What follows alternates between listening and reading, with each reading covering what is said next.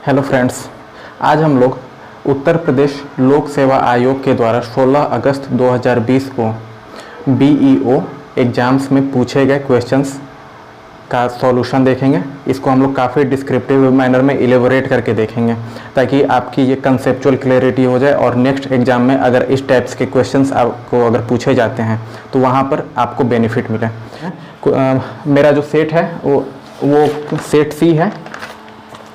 अब question number first हम लोग देखते हैं। तो क्वेश्चन नंबर फर्स्ट आपको दिख रहा है कि फ़ारेनहाइट पैमाने पर तापमान 200 डिग्री फ़ारेनहाइट है, इसका मान सेल्सियस पैमाने पर क्या होगा। यहाँ पर हमें टेम्परेचर फ़ारेनहाइट में दिया हुआ है और हमें डिग्री सेल्सियस में निकालना है। तो सिंपली फार्मूला होता है temperature in degree Celsius equal to temperature in Fahrenheit -32 × 5/9। यहाँ पर हमने फ़ारेनहाइट की वैल्यू रखी 200 -32 × 5/9। इसको घटाने के बाद 168 है × 5/9 और ये टोटल जब क्रिया कर देंगे हम कट करके और मल्टीप्लाई कर देंगे तो ये हमारा फाइनली वैल्यू आएगा 93.3 डिग्री सेल्सियस। अब यहाँ पर हमें फ़ारेनहाइट में टेम्परेचर दिया हुआ था, सेल्सियस में निकालना था। एक क्वेश्चन आपका ये भी बन सकता है कि आपको फ़ारेनहाइट में निकालना हो और सेल्सियस में दिया हुआ हो, तो सेल्सियस में वैल्यू दी हुई हो और फ़ारेनहाइट में निकालना हो तो वहाँ पर हम ये फार्मूला पुटअप करेंगे। तो ये क्या हो जाएगा कि temperature in Fahrenheit equal to temperature in degree Celsius into 9/5 - 32। ये ज़्यादा कुछ मैं नहीं किया हूँ, बस इसी इक्वेशन से मैं डिराइव किया हूँ कि टेम्परेचर इन फ़ारेनहाइट को मैं इधर कर लिया और बाकी सबको इस साइड कर लिया हूँ। तो ये मैथमेटिक्स वाले स्टूडेंट जो हैं वो ईजिली समझ जाएंगे कि ये जो है 9 इधर डिवीज़न में है तो इधर आकर के मल्टीप्लिकेशन में हो गया, 5 इधर मल्टीप्लिकेशन में था तो डिवीज़न में गया और -32 यहाँ पर ये है तो यहाँ प्लस में आ जाएगा। ठीक है, तो ये हो गया हमारा।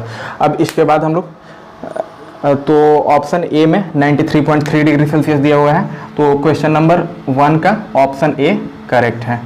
अब हम लोग आगे बढ़ते हैं। एक और चीज़ आपको, एक और क्वेश्चन फ़ारेनहाइट और डिग्री सेल्सियस पर क्या मिलता है कि कौन से टेम्परेचर पर फ़ारेनहाइट और डिग्री सेल्सियस दोनों की वैल्यू इक्वल होती है, अर्थात किस टेम्परेचर पर डिजिट दोनों का सेम होगा। तो ये टेम्परेचर होता है हमारा -40 डिग्री, अर्थात -40 degree Celsius equal to -40 degree Fahrenheit, यानी कि इस टेम्परेचर पर दोनों ही स्केल इक्वल होते हैं, दोनों ही स्केल बराबर पर मिलते हैं -40 डिग्री पर। तो -40 degree Celsius equal to -40 degree Fahrenheit हो जाएगा। ठीक है, तो इस फैक्चुअल इन्फॉर्मेशन को आप लोग एकदम कंपल्सरी याद रखिएगा, ये क्वेश्चंस अक्सर पूछा जाता है। ठीक है, अब हम लोग बढ़ते हैं नेक्स्ट क्वेश्चन की तरफ, क्वेश्चन नंबर 2 पर। क्वेश्चन नंबर 2 आप लोग देखिए, तो इसमें आप लोग देख रहे हैं सूची दी हुई है, सूची 1 और सूची 2। सूची 1 में आपको आर्टिकल्स की भाषा लिखी हुई है और सूची 2 में आर्टिकल दिया हुआ है। तो इसमें आप लोगों को मैच करना है। नीचे में कूट दिया हुआ है ABCD, तो ये सिंपली जो है आपका उपाधियों का निषेध जो है वो अनुच्छेद 18 में आता है। धार्मिक मामलों के प्रबंधन की स्वतंत्रता जो है ये अनुच्छेद 26 में आता है। अल्पसंख्यकों की भाषा का संरक्षण अनुच्छेद 29 में आता है। शिक्षा का अधिकार अनुच्छेद 21 का में आता है। इसमें से अगर आपको एक भी याद रहे, शिक्षा का अधिकार आर्टिकल 21A लगभग सभी को याद होता है। तो अगर आपको शिक्षा का अधिकार भी याद है तो वहाँ से आप लोग इसको सिंपली बाकियों को एलिमिनेट कर सकते हैं। तो सेकंड का डी आपका करेक्ट आंसर हो जाएगा। हम लोग आते हैं क्वेश्चन नंबर 3 पर। क्वेश्चन नंबर 3 में आपका दिया हुआ है कि भारतीय संविधान के 74वें संशोधन के संबंध में निम्नलिखित में से कौन से कथन सही हैं, और 4 कथन दिए गए हैं और फिर इन पर कूट बनाया गया। अनुसूची जोड़ने का उपबंध करता है। तो जो हमारी अनुसूची 12वीं जो जोड़ी गई थी 74वें संविधान संशोधन के द्वारा, वो नई अनुसूची को ही जोड़ने का उपबंध था। इसके बाद जो 74वीं अनुसूची जो 74वां जो संविधान संशोधन था उसमें हमने नगरपालिका और नगर निगम की संरचना के बारे में देखा है। तो सेकंड आपका ऑप्शन सेकंड कथन बना रहा है कि यह नगरपालिकाओं की कार्यप्रणाली की पुनर्संरचना करता है, तो ये भी सही हो जाएगा। फिर थर्ड है यह नगरपालिकाओं में महिलाओं के लिए आरक्षण का उपबंध करता है, तो 1/3 जो आरक्षण दिया गया है नगरपालिका में वो इस 74वें संविधान संशोधन के ही द्वारा दिया गया है। अब लास्ट जो है चौथा, वो आपको कह रहा है यह केवल कुछ निर्दिष्ट राज्यों में ही प्रयोज्य है। तो ये ऐसा नहीं है कि कुछ निर्दिष्ट राज्यों में है, ये पूरे भारतवर्ष में है और आर्टिकल 243 में इसे ऐड किया गया है।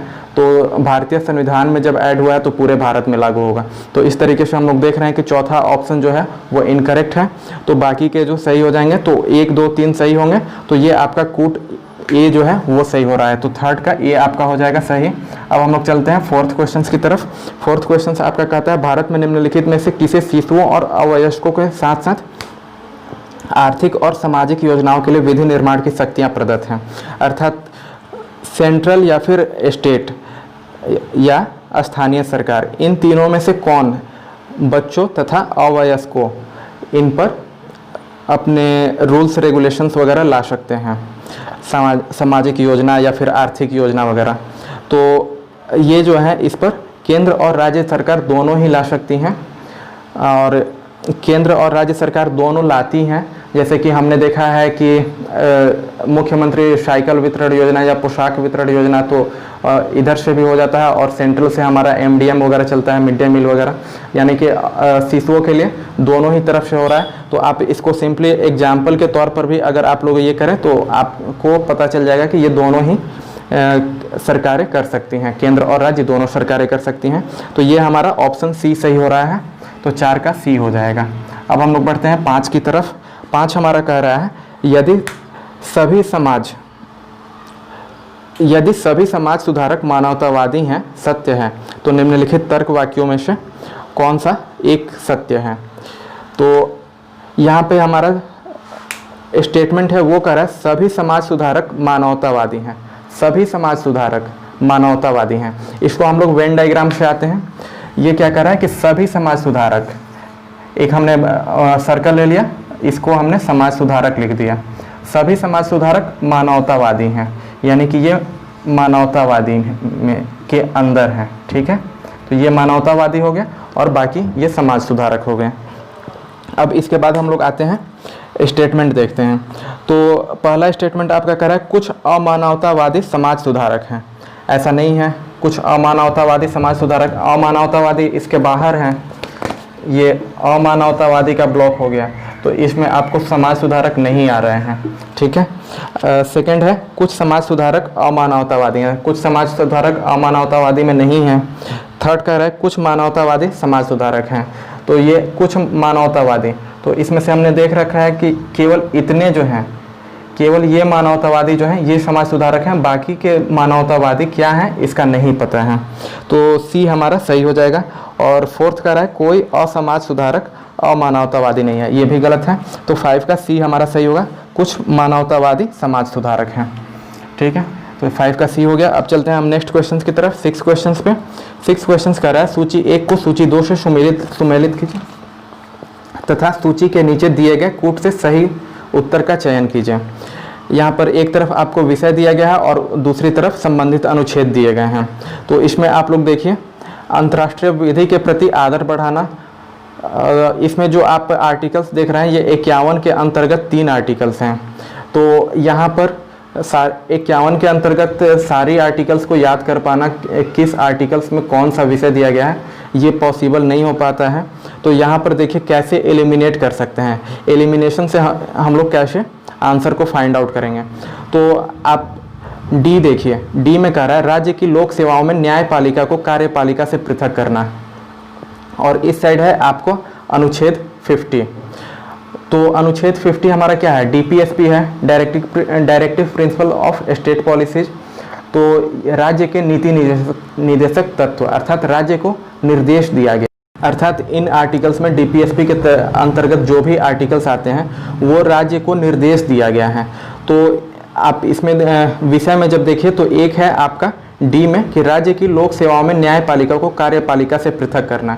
तो ये क्लियरली दिख रहा है कि ये राज्य को निर्देश दिया गया है। तो ये आपको अनुच्छेद 50 हो जाएगा। डी जो है अनुच्छेद 50 से जब मैच कीजिएगा तो ऐसा आपका केवल एक ही कूट बच रहा है, वो बच रहा है आपका बी। तो 6 का बी हो जाएगा, ठीक है। और बाकी अगर आपको याद रहता है तो अच्छी बात है, मूल कर्तव्य वगैरह अगर याद होते हैं आर्टिकल्स तो अच्छी बात है, नहीं याद होता है तो वहाँ पर आप एलिमिनेशन मेथड का यूज कीजिए। तो एलिमिनेशन मेथड से हमने देख लिया कि 6 का आपका बी सही हो रहा है। अब हम लोग बढ़ते हैं क्वेश्चन नंबर 7 की तरफ। हम लोग क्वेश्चन नंबर 7 देख रहे हैं। तो 7 में आपका क्वेश्चन मार्क की जगह पर कौन सा डिजिट आएगा ये बताना है। हमारा सीरीज है 4, 10, क्वेश्चन मार्क 82, 244 एंड 730। तो यहाँ पर हम एक के सीक्वेंस जो देख रहे हैं वो ये देख रहे हैं कि 3 का पावर 1 प्लस 1, यहाँ पर हम देख रहे हैं 3 का पावर 2 प्लस 1, यहाँ पर हो जाएगा हमारा 3 का पावर 3 प्लस 1, यहाँ हो रहा है 3 का पावर 4 प्लस 1, 3 का पावर 5 प्लस 1, 3 का पावर 6 प्लस 1। हमें सीक्वेंस देखना होता है कि कौन सा सीक्वेंस इसमें बैठ रहा है। तो अब ये सारा तो दिया हुआ है, अब हमें ये फाइंड आउट कर लेना है। तो 3 का पावर 3 हमारा 27 हो गया और 27 प्लस 1 28 हो गया। तो 7 का 28 हो जाएगा, यानी कि 7 का सी सही है। अब हम लोग बढ़ते हैं क्वेश्चन नंबर 8 पर। 8 कह रहा है ए बी का भाई है, बी सी का भाई है। 1 सेकेंड। हमारा क्वेश्चन नंबर 8 कह रहा है ए बी का भाई है, ठीक है। तो ए बी का भाई है, ए भाई है यानी कि मेल है, तो इस पर हमने प्लस ले लिया। फिर बी सी का भाई है, बी जो है सी का भाई है, तो यानी कि बी भी मेल है। अब इसके बाद जो है सी डी का पति है, सी जो है डी का पति है, तो पति है तो ये भी मेल होगा। अब हम डी पर आ गए और ये पत्नी है तो ये फीमेल हो जाएगी, ठीक है। भाई के जगह पर हम डैश ले रहे हैं और पति पत्नी के जगह पर हम इक्वल्स का साइन ले रहे हैं। अब इसके बाद कह रहा है सी डी का पति है और ई ए का पिता है, ई जो है ए का पिता है, यानी कि एक जनरेशन ऊपर आ रहे हैं तो हम ऊपर की तरफ आ गए। ई जो है पिता है तो ये भी आपका मेल होगा, प्लस साइन दे दिया। और ए का पिता है, तो जब ए का पिता है तो बी का भी पिता होगा, सी का भी पिता होगा, ठीक है। अब इसके बाद हमारा क्वेश्चन क्या कर रहा है कि तो डी का ई से क्या संबंध है, डी और ई एक दूसरे से कैसे रिलेटेड हैं। तो डी और ई के बीच में जो रिश्ता है वो ससुर और बहू का है, तो हमारा ऑप्शन बहू दिया हुआ है, तो ये हमारा बी सही हो जाएगा, 8 का बी हो जाएगा, ठीक है। अब हम लोग बढ़ते हैं क्वेश्चन नंबर 9 की तरफ। क्वेश्चन नंबर 9 में हमें एक कोड वर्ड दिया गया है, फिर इसको कूट भाषा में ये लिखा गया है, फिर इस वर्ड को कूट भाषा में क्या लिखा जाएगा हमें ये बताना है। तो हमें यहाँ पर सीक्वेंस देखनी है कि कैसा सीरीज हमारा बन रहा है, किस तरीके से हम वहाँ पर कन्वर्ट किए हैं। तो यहाँ देखिए, तो लास्ट में ई आर है, तो ये ई आर को ऐसे ही रख दिया गया है। फिर ई आर से पहले एम बी है, फिर एम बी आ गया, फिर सी ई है, 2 वर्ड्स, यहाँ पर सी ई आ गया, फिर डी ई है तो डी ई आ गया। अर्थात 2 लेटर्स को उठा करके पीछे से आगे की तरफ रखा गया है। तो यहाँ पर एन ओ है तो एन ओ यहाँ पर पहले आ जाएगा, फिर इसके बाद वी ई है तो वी ई आ जाएगा, फिर हमारा एम बी है तो एम बी आ जाएगा, और लास्ट में ई आर बच रहा है तो ई आर आ जाएगा। तो ये हमारा नवंबर बन जाता है, और ये नवंबर हमारा ऑप्शन डी में है, अर्थात 9 का डी सही हो जाएगा। अब हम लोग बढ़ते हैं क्वेश्चन नंबर 10 की तरफ। क्वेश्चन नंबर 10 में आपको x का मान ज्ञात करना है, और आपका जो सीरीज दिया गया है वो है 1 1 2 3 5 8 x 21। अब यहाँ पर आपको x की जगह पर क्या मान आएगा वो बताना है। तो हम पहले इस सीरीज को समझने का कोशिश करते हैं। तो यहाँ पर हम देखें तो 1 प्लस 1 हमारा 2 हो रहा है, ठीक है। फिर 2 प्लस 1 हमारा 3 हो रहा है, फिर 3 प्लस 2 5 हो रहा है, फिर 5 प्लस 3 8 हो रहा है, फिर 8 प्लस 5 13 हो जाएगा, फिर 13 प्लस 8 जो है वो हमारा 21 हो रहा है। आई थिंक आपको ये सीरीज समझ में आ रही होगी, नहीं आ रही तो मैं एक बार और रिपीट कर रहा हूँ। यहाँ पर फर्स्ट और सेकंड लेटर 1 और 1 है, इन दोनों को जोड़ रहे हैं तो हमें थर्ड लेटर 2 मिल रहा है, थर्ड डिजिट हमें 2 मिल गया। अब हम क्या कर रहे हैं कि बाकी के 2 डिजिट जोड़ रहे हैं, 1 और 2 जोड़ रहे हैं, तो 1 और 2 जोड़ने पर 3 हुआ, तो ये हमारा फोर्थ डिजिट 3 मिल गया।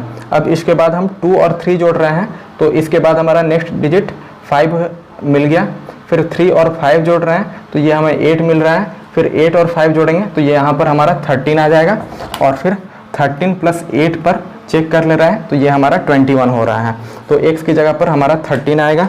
तो क्वेश्चन नंबर 10 में बी ऑप्शन में आपका 13 दिया हुआ है, तो इसका बी जो है वो सही होगा। ध्यान रखिएगा ये मेरे पास सेट सी है। अब हम लोग बढ़ते हैं क्वेश्चन नंबर 11 की तरफ। क्वेश्चन नंबर 11 कह रहा है रायसीना डायलॉग जो 14 से 16 जनवरी 2020 को संपन्न हुआ का मुख्य विषय निम्नलिखित में से कौन सा था। तो ये बिल्कुल फैक्चुअल इन्फॉर्मेशन है और ये करंट का टॉपिक है, जनवरी की घटना थी।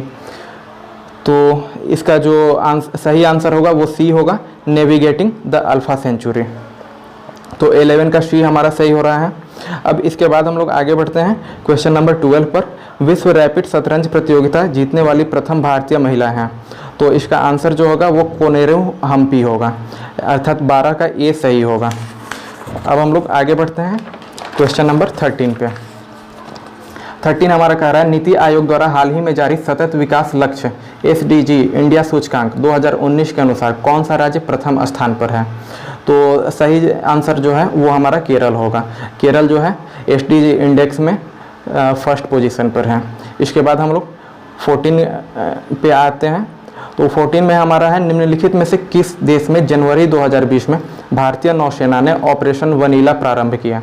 तो ऑपरेशन वनीला जो है वो आपका रेस्क्यू ऑपरेशन था और मेडागास्कर में आपको चक्रवात आया था और उस चक्रवात में वो हेल्प वगैरह ह्यूमैनिटी मानवता के नाम पर कुछ हेल्प वगैरह की गई थी और उस ऑपरेशन को हमने ऑपरेशन वनीला नाम दिया गया था। एक चीज़ आप लोग याद रखिएगा कि मेडागास्कर के आसपास कई सारे छोटे छोटे आपको आइलैंड नेशंस हैं, जैसे मेडागास्कर हो गया, फिर मॉरिशस हो गया, सेशल्स हो गया। इन सारे नेशंस को हम लोग वनीला आइलैंड्स भी कहते हैं। ये जो छोटे छोटे जो आइलैंड्स हैं इनको कलेक्टिव फॉर्म में वनीला आइलैंड्स भी बोला जाता है। चलिए तो अब हम लोग देखते हैं next question number 15।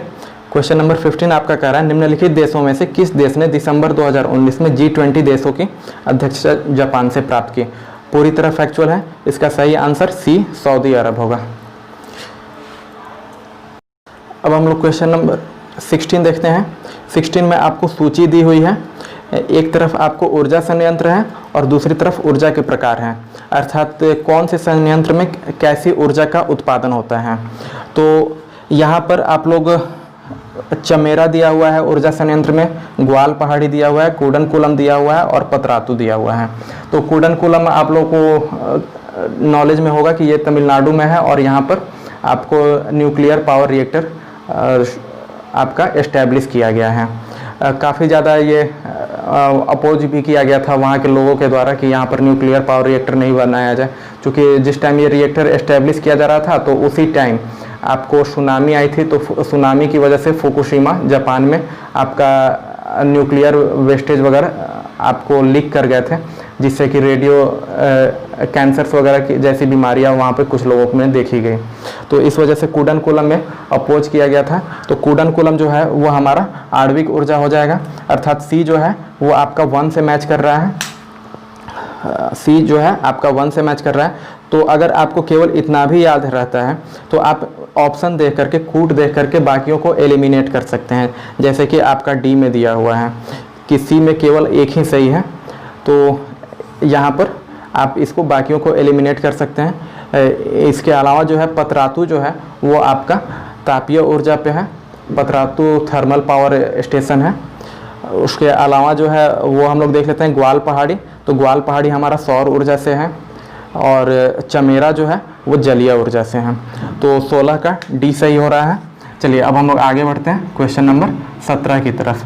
Question number 17 हमारा कह रहा है कि कथन एक और दूसरे को कारण आर कहा गया है।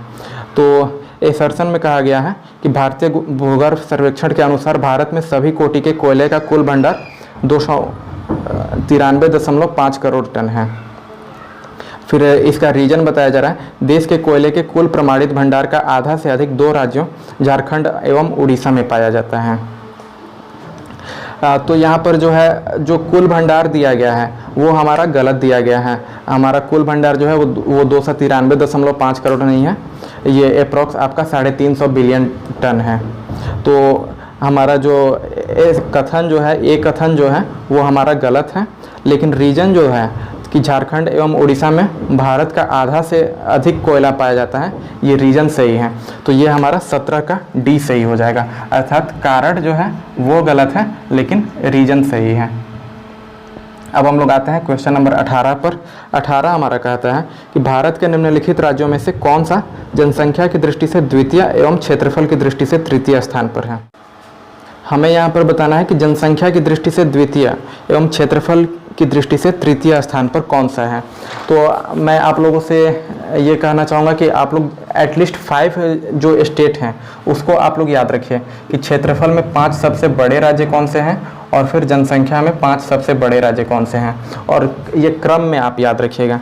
तो क्षेत्रफल में अगर हम लोग देखें तो सबसे बड़ा जो होता है वो हमारा राजस्थान हो जाता है। इसके बाद राजस्थान के बाद हमारा सेकंड नंबर पर जो आता है वो एमपी आता है।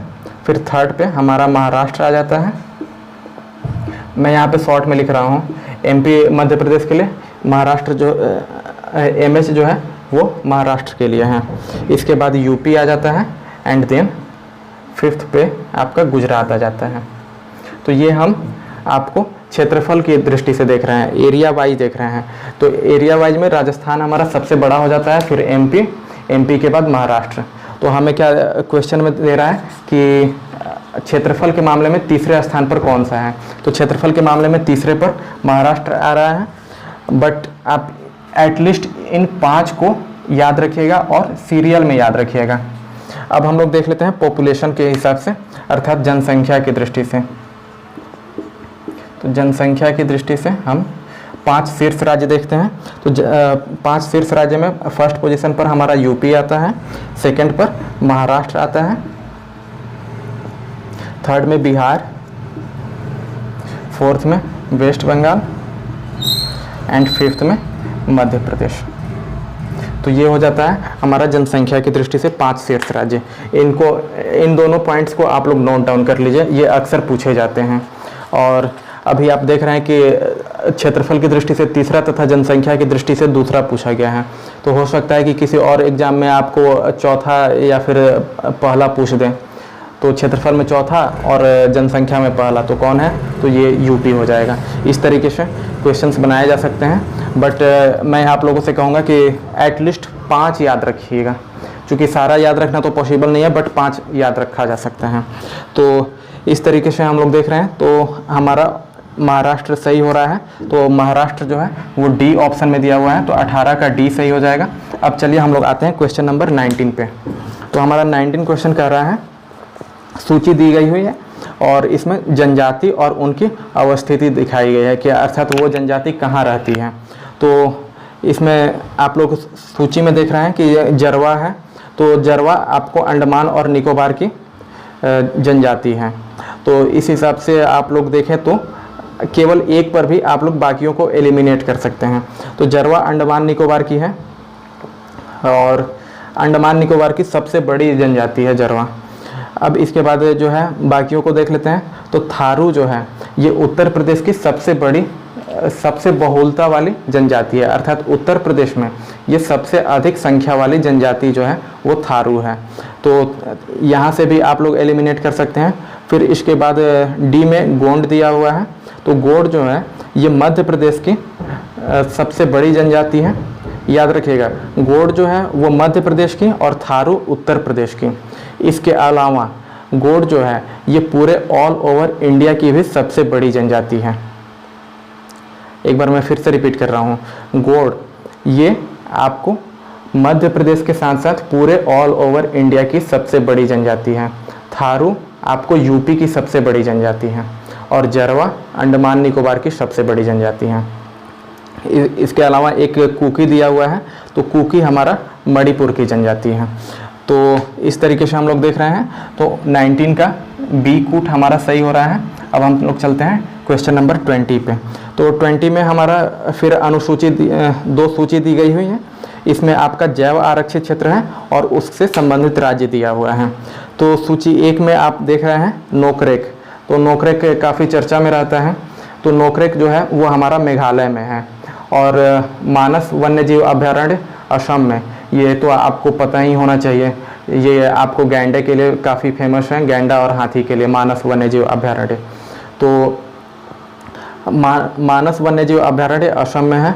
इसके अलावा असम में एक और जो वन्यजीव अभयारण्य है वो आपका काजीरंगा वन्यजीव अभयारण्य है, जो कि एक सींग वाले गैंडे के लिए फेमस है। तो असम में आपको दो हो गए, काजीरंगा और मानस, इन दोनों को याद रखिएगा, अक्सर क्वेश्चंस पूछे जाते हैं। सिमलीपाल जो है वो हमारा उड़ीसा में हो जाएगा और अगस्त्यमलाई केरला में हो जाएगा। तो इस तरीके से हम लोग देख रहे हैं। तो 20 का कूट सी सही हो रहा है, ठीक है। अब हम लोग आगे बढ़ते हैं क्वेश्चन नंबर 21 की तरफ। तो क्वेश्चन नंबर 21 हमारा कह रहा है, भारत में नगरीकरण के संदर्भ में निम्नलिखित कथनों में से कौन सा सही है। 2011 की जनगणना के अनुसार देश की कुल नगरीय जनसंख्या का 60% से अधिक प्रथम श्रेणी के नगरों में निवास करती है। फिर सेकंड कह रहा है 2011 में देश में 10 लाख से अधिक जनसंख्या वाले 53 नगर संकुल थे। तो ये दोनों ही ऑप्शन, दोनों ही कथन आपके सही हैं। तो ये हमारा 21 का सी हो जाएगा, ठीक है। अब हम लोग आते हैं क्वेश्चन नंबर 22 पे। 22 हमारा कह रहा है 2011 की जनगणना के अनुसार भारत के निम्नलिखित राज्यों में से किस में 100 बालिकाओं 0 से 6 वर्ष की संख्या पर बालकों की संख्या सर्वाधिक है। तो ये हमारा हरियाणा हो जाएगा। आप लोगों को पता होगा कि हरियाणा में जो सेक्स रेशियो है वो काफ़ी कम है। तो 22 का जो है वो हमारा हरियाणा हो जाएगा। तो हरियाणा जो है वो ऑप्शन सी में दिया गया है, तो 22 का सी हो जाएगा। अब हम लोग चलते हैं 23 की तरफ। तो 23 देखिए क्या कर रहा है, शरीर की सतह से स्वेदन मतलब पसीना, तो पसीना बहना द्वारा जल की हानि निर्भर करती है, या अर्थात पसीना की जो मात्रा है, पसीना की जो क्वांटिटी है वो किस पे डिपेंड करेगा, ये हमें ऑप्शन देख करके बताना है। तो ऑप्शन ए कह रहा है केवल वातावरण के ताप पर, अर्थात टेम्परेचर पर डिपेंड करेगा कि पसीना हमें कितना आएगा। फिर सेकंड कह रहा है वातावरण की नमी पर। फिर सी कह रहा है ए और बी दोनों पर। डी कह रहा है ए और बी किसी पर नहीं। तो आपको पता है कि गर्मियों में टेम्परेचर ज़्यादा होता है तो उस टाइम भी हमें पसीना आता है, और बरसात में नमी ज़्यादा होती है, ह्यूमिडिटी ज़्यादा होती है, आर्द्रता ज़्यादा होती है। तो आर्द्रता में भी हमें काफ़ी ज़्यादा गर्मी महसूस होती है तथा इसमें भी पसीना आता है, ये पसीना सूखता नहीं है। तो ये दोनों पर ही डिपेंड करेगा, वातावरण के ताप पर भी डिपेंड करेगा और वातावरण की नमी पर भी डिपेंड करेगा। तो ये हमारा ऑप्शन सी सही हो जाएगा, अर्थात 23 का सी सही होगा। अब हम लोग चलते हैं नेक्स्ट क्वेश्चन की तरफ, 24 पे। 24 हमारा कह रहा है निम्नलिखित में से कौन सा तत्व पौधों में सूक्ष्म पोषक नहीं है, अर्थात माइक्रो न्यूट्रिएंट नहीं है। तो हमें यहाँ पर बताना है कि कौन सा सूक्ष्म पोषक नहीं है, माइक्रो न्यूट्रिएंट नहीं है। तो डायरेक्ट अगर आंसर पे हम आए तो मैग्नीशियम को हम लोग माइक्रो न्यूट्रिएंट नहीं मानते हैं, सूक्ष्म पोषक नहीं मानते हैं। तो मैग्नीशियम को हम लोग माक्रो न्यूट्रिएंट मानते हैं, व्यष्टि और समष्टि। मैंने इकोनॉमिक्स में ये टर्म बता रखा है। तो हम लोग मैग्नीशियम को माक्रो न्यूट्रिएंट्स में कैलकुलेट करते हैं, न कि माइक्रो में।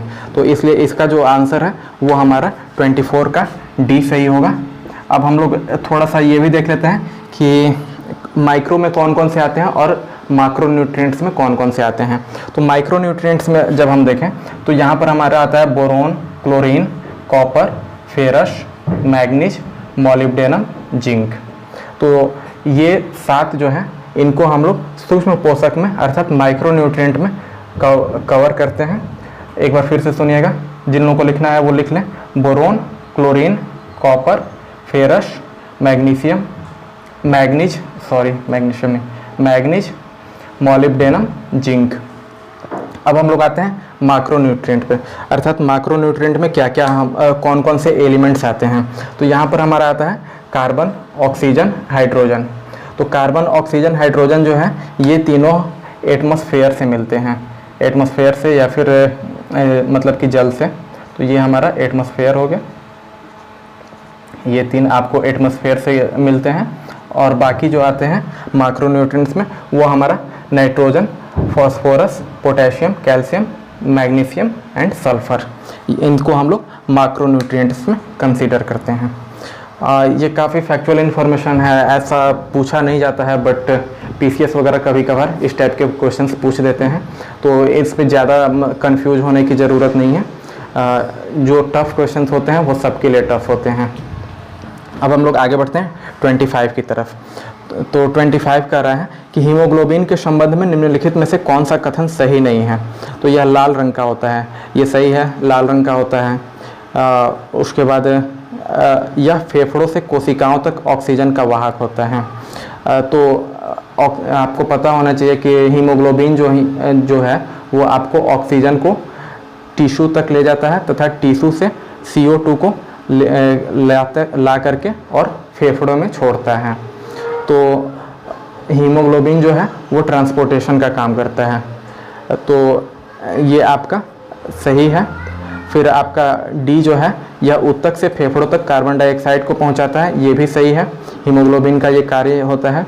अब सी जो है यह कुछ अम्लीय होता है, तो ये बिल्कुल गलत है। आपको पता होना चाहिए कि ब्लड का जो पीएच है, ब्लड का पीएच आपका 7.4 है, तो ब्लड आपका क्षारीय होता है। तो पहली बात कि ये अम्लीय तो होगा नहीं, और दूसरी बात अगर अम्लीय कोई ये रहेगा तो वो ऑक्सीजन को कैरी नहीं करेगा। चूँकि अम्लीय होगा तो उसमें हाइड्रोजन OH कंटेंट कम होगा, तो OH कंटेंट कम होगा तो वो ऑक्सीजन को कैरी नहीं करेगा। तो ये ऑप्शन सी जो है वो गलत है, अर्थात हीमोग्लोबिन अम्लीय नहीं होता है। तो 25 का सी हो जाएगा। अब हम लोग आते हैं 26 पर। 26 कह रहा है रक्त में ग्लाइकोसिलेटेड हीमोग्लोबिन HbA1c का मापन निम्नलिखित में से किसके प्रबंधन के लिए लाभदायक है। तो यह हमारा मधुमेह, तो ये ग्लाइकोसिलेटेड हीमोग्लोबिन जो होता है यह मधुमेह के प्रबंधन के लिए होता है, अर्थात इससे मधुमेह की टेस्टिंग होती है, डायबिटीज़ की, अर्थात किसी में शुगर है कि नहीं इसका पता लगाया जाता है। तो 26 का सी सही होगा। अब हम लोग आते हैं क्वेश्चन नंबर 27 पे। 27 कह रहा है भारतीय संविधान में निम्नलिखित में से किस कर्तव्य को मौलिक कर्तव्य के रूप में निर्धारित किया गया है। तो देश की रक्षा करना, आयकर अदा करना, हमारी सामाजिक संस्कृति की गौरवशाली परंपरा का परिरक्षण, सार्वजनिक संपत्ति की सुरक्षा करना। तो आपको याद होगा कि मौलिक कर्तव्य अगर कोई व्यक्ति नहीं पूरा करता है तो उसे कोई स्ट्रिक्ट पनिशमेंट वगैरह या कुछ नहीं दिया जाता है। तो लेकिन आयकर अगर आप अदा नहीं करते हैं तो उसके लिए स्ट्रिक्ट पनिशमेंट्स हैं। तो ऑप्शन देख करके भी आपको ये क्लियर हो जाएगा कि 2 जो है वो नहीं होगा। तो 2 को हम लोग मौलिक कर्तव्य में नहीं कंसीडर करते हैं, बाकी सबको हम लोग मौलिक कर्तव्य में कंसीडर करते हैं। तो 1, 3, 4 हमारा मौलिक कर्तव्य के अंतर्गत आएगा, तो 27 का डी हो जाएगा। अब हम लोग आते हैं 28 पे। तो 28 हमारा कर रहा है नीचे 2 कथन दिए गए हैं तथा उसके कारण दिए गए हैं। तो आपका कथन है भारत में मंत्रिपरिषद संयुक्त रूप से लोकसभा और राज्यसभा दोनों के प्रति उत्तरदायी है। तो ऐसा बिल्कुल नहीं है। मंत्रिपरिषद जो होता है वो केवल और केवल लोकसभा के लिए उत्तरदायी होता है, राज्यसभा के लिए वो उत्तरदायी नहीं होता है। तो आपका कथन ए जो है वो गलत हो गया। अब हम लोग रीजन देख लेते हैं। तो रीजन में दे रहा है लोकसभा और राज्यसभा दोनों के सदस्य संघीय सरकार में मंत्री बनने की पात्रता रखते हैं। तो रीजन जो है वो हमारा सही है, कारण जो है वो सही है कि लोकसभा और राज्यसभा दोनों के ही सदस्य मंत्री बन सकते हैं, ये कैबिनेट मिनिस्टर्स वगैरह बन सकते हैं। आपको पता होगा कि मनमोहन सिंह जो हमारे प्राइम मिनिस्टर बने थे वो राज्यसभा की सीट से ही प्राइम मिनिस्टर बनाए गए थे।